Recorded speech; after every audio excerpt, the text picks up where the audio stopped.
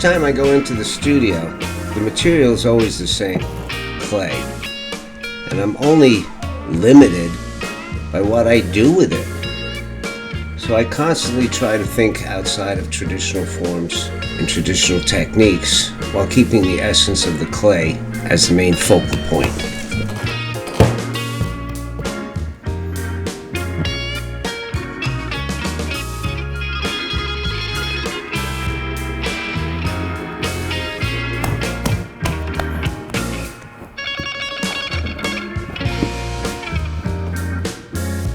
To work more sculpturally, I've abandoned the wheel for the most part.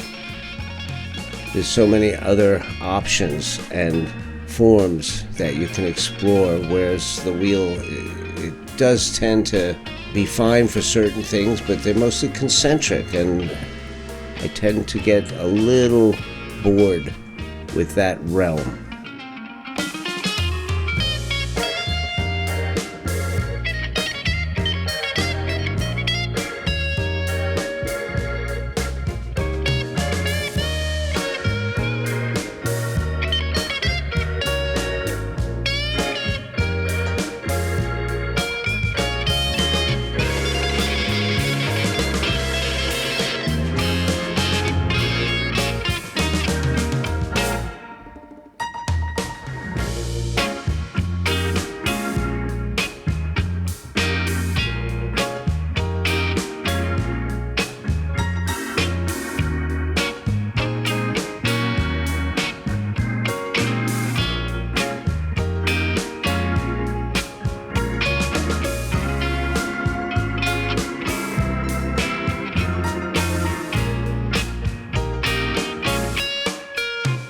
But the goal is to use the material in a non-traditional way.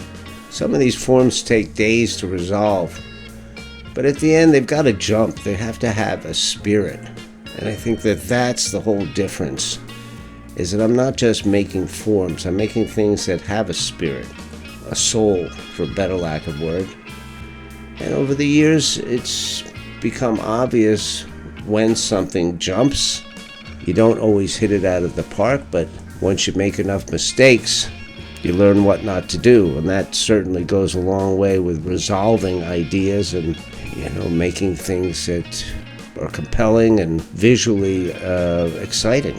I look at these things for 2 days, and then I make up my mind. But it's not bad. It's a work in progress. Yeah, that's a very beautiful side here.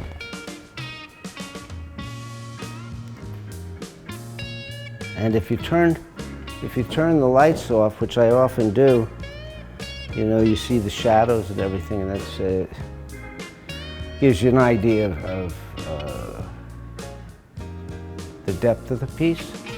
Because when it's overlit, so it's like a full moon, you just don't see all the detail.